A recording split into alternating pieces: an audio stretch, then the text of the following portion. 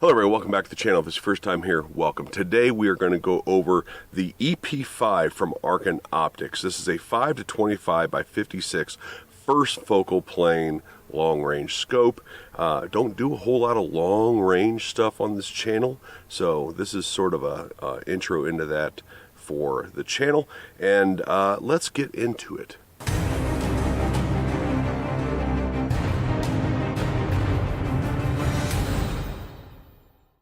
Now, before we go any farther, you're going to want to watch the whole video because at some point in time, I'm going to talk about giving away both this Arken EP-8 and this Arken EP-5 to one lucky winner. The details will be announced then. If you'd like to see my review of the EP-8, I will put that in a card here. There's actually two reviews of it.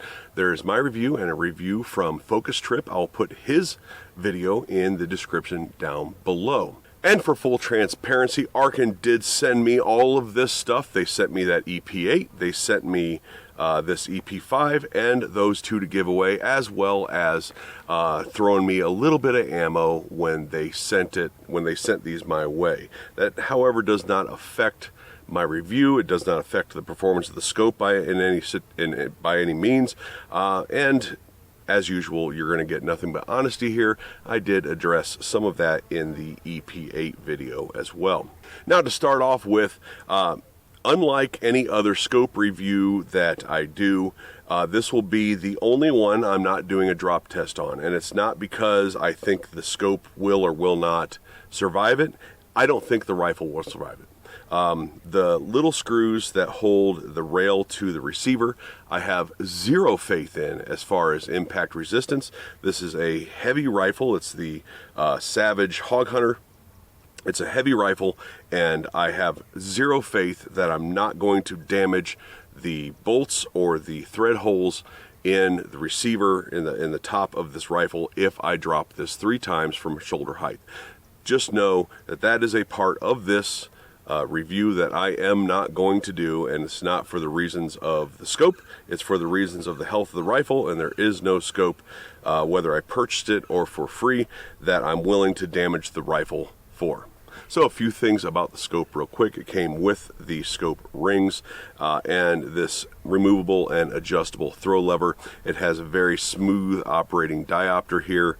It has a very nice 5 to 25 smoothly operating throw ring here. The top turret is zero resettable, meaning there are some Allen screws in here that once you get your zero, you set the Allen screws on it and it will stop at your zero. The windage does not have a zero stop, but it is zero resettable. The clicks on these are very audible, very tactile, and the rings itself, or the turrets themselves, are very, very easy to read. They are in 0.001 MRAD, which is a measurement that I'm not as familiar with as MOA, but these scopes are available in MRAD or MOA.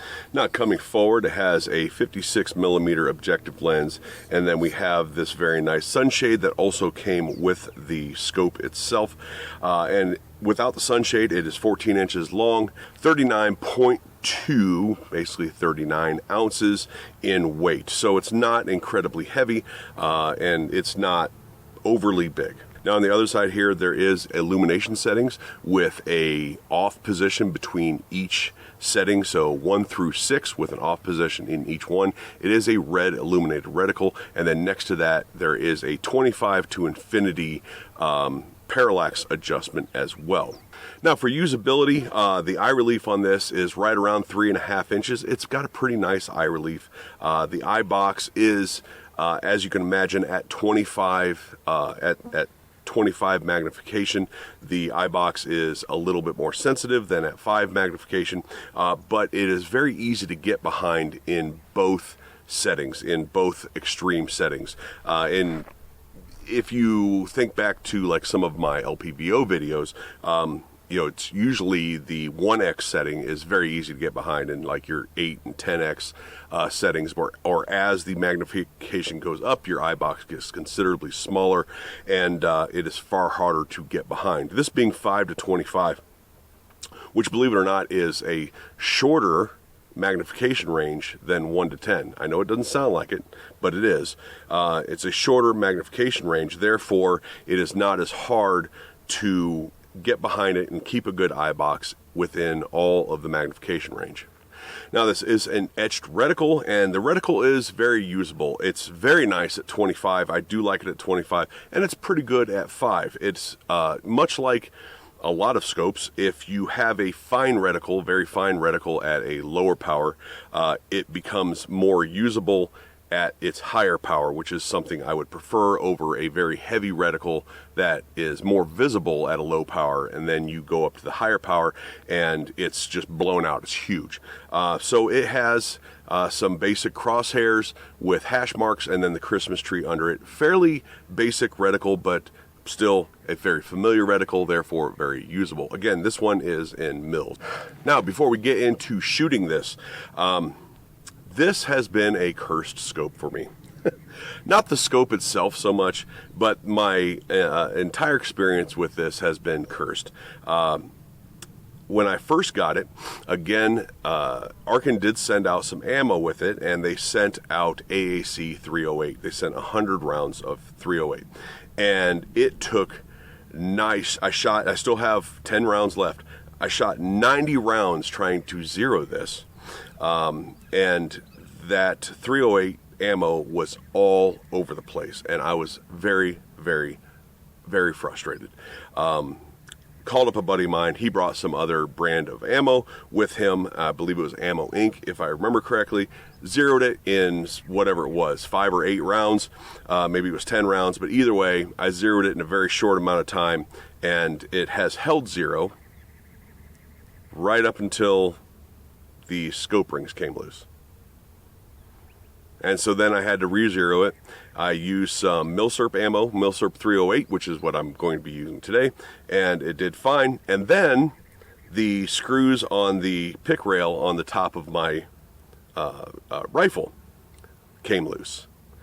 And so I retightened those, re-zeroed it with the same Milsurp ammo, and it's been fine since.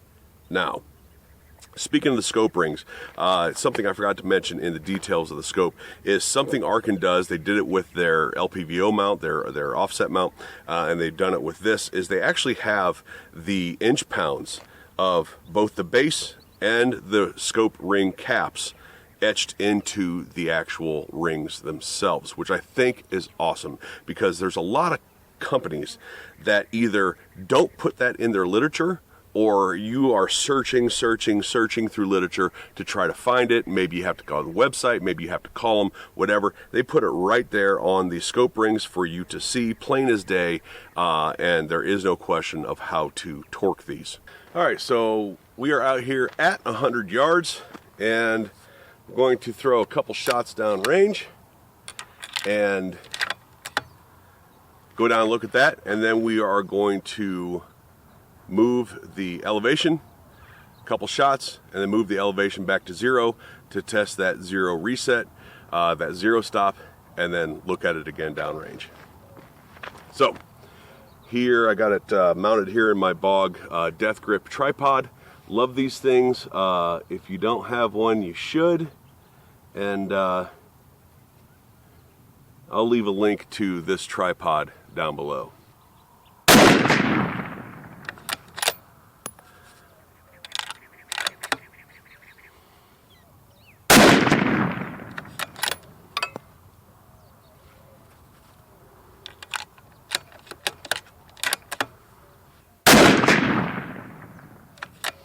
All right, let's go down and look at that. All right, so I did 3 because that was my first one, that was my second one, and I figured this might have been me. I think I pulled it, I felt like I pulled it, and that was my third one. So, again, I pulled this one, kind of a flyer, so there's the 2 there, and now we're going to shift the 0, and then do 2 or 3 more shots, and then shift the 0 back to this, and make sure it holds 0. All right, so for the giveaway for the 1 to 8 LPVO first focal plane EP-8 and the 5 to 25 EP-5 scope, here is what you need to do. I am not taking any entries on YouTube. However, it'd be awesome if you subscribed. that'd be great. I'd appreciate it. But it does nothing to help you in this giveaway. Head over to my Instagram and follow me on Instagram. You will find a picture of these 2 scope boxes like this. Comment on that picture, I want in. That's it. That's all you got to do. Follow me on Instagram and comment on the picture you find of these that I want in. And the drawing will be done on July 4th, Independence Day. You have to be 18 or older and live in the lower 48 states. Once the drawing is complete, I will contact you through Instagram messaging and get the info that I need then. All right, so I like these death grip tripods because they're the most stable that I can usually be.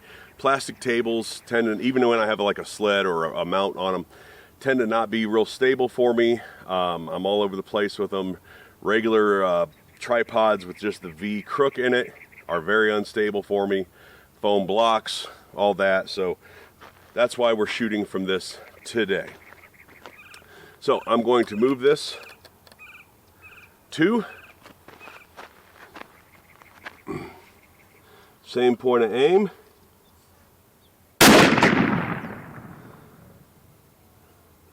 All right.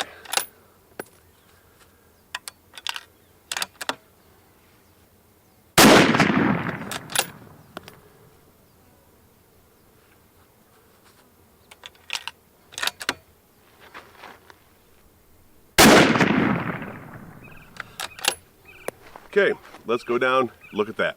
So again, I felt like I jerked one, and I did. So this was my point of aim. That was my first shot, second, third shot. So that's where the adjustment put us. And now we're going to adjust it back and use this as our point of aim again and see if I'm getting the same point of impact. All right, so again, I went 20 clicks is what I went. It says 2 on here, but I went 20 clicks one way, up, back to the 0 stop.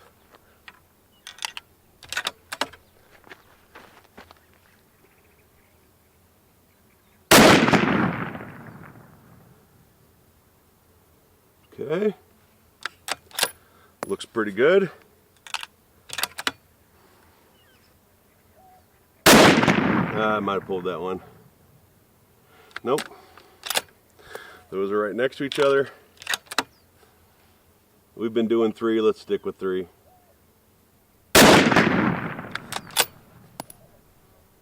And the third one I pulled. Figures. All right, let's go down and look at it. All right, so here was my first 2.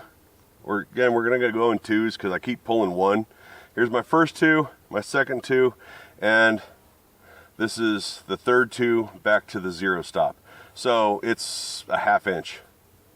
It's a ½ inch different, depending on which hole you go from, but that's, you know, ½ to 3/4 of an inch different, less than 1 MOA different. I know it's in mils.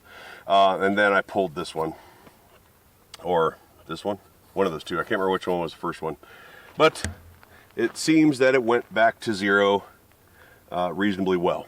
So it is at this point that I could do something extraordinarily stupid and pointless, like hit it with a water bottle.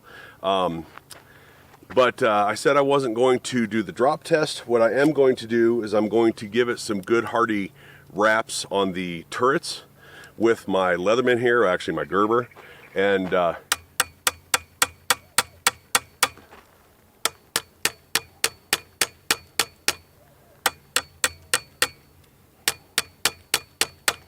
see if that makes it lose 0.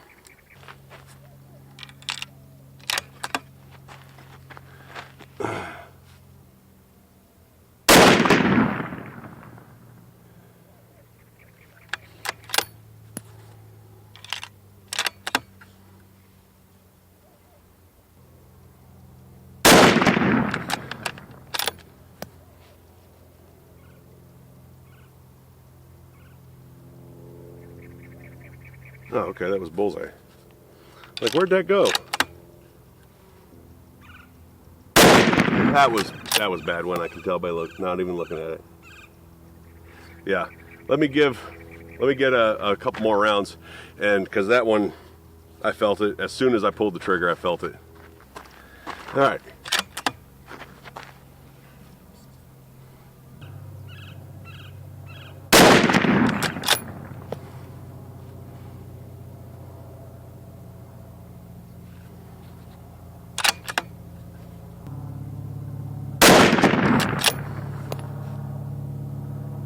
Okay, let's go down and look at that. All right, so here are those 4 shots. 1, 2, 3, 4. Those 4 right there. So I got bullseye right next to bullseye. Those are 3/8 of an inch apart from each other. We got 1 inch there and 1 inch there. So you be the judge on if I lost 0 or if I'm just a bad shooter. It's probably me being a bad shooter, but and the old ammo I'm using. But no, I'm pretty happy with that all around, because at worst, with the initial shots, the 20 clicks back, plus hitting it with my multi-tool, I'm at worst a 2-inch, 1.5 to 2-inch group. So overall, I'm actually really happy with that right there. So how about price? What do you get for the sunshade, the scope rings, the zero stop, all this stuff? What are you paying for? How much does it cost? To the YouTube sensors, I'm not selling anything. I'm not selling any regulated goods. I'm just passing along information that the viewer needs to make the best decisions possible. So these come in right at $600. And I don't think that is bad, considering what you're getting, considering my experience with it. I'm not a big long range guy. I've taken this out to like 300 yards and hit steel with it, but I never did any target shooting with it at that range. I've used mostly Milsurp ammo and some other kind of crappy 308. So I'm not the best person as far as like long range advice and things like that when it comes to scopes like this. But no, at $600, I don't think it's bad. I think it's a very, very usable scope. And again, with the giveaway, you're going to be able to equip your short range and long range rifles at the same time. So don't forget about that. Thank you to Arken for sending this out to me. Thank you guys for watching. That is it for the EP-5. Don't forget to hit like, share, subscribe, hit that notification bell, and remember to hit all notifications so you can get more videos from me. Also, if you want to support the channel, you can become a member. Get members only previews, members only posts, things like that. Also, there'll be links in the description for other ways to support the channel. I appreciate everybody out there, and we'll talk to you later.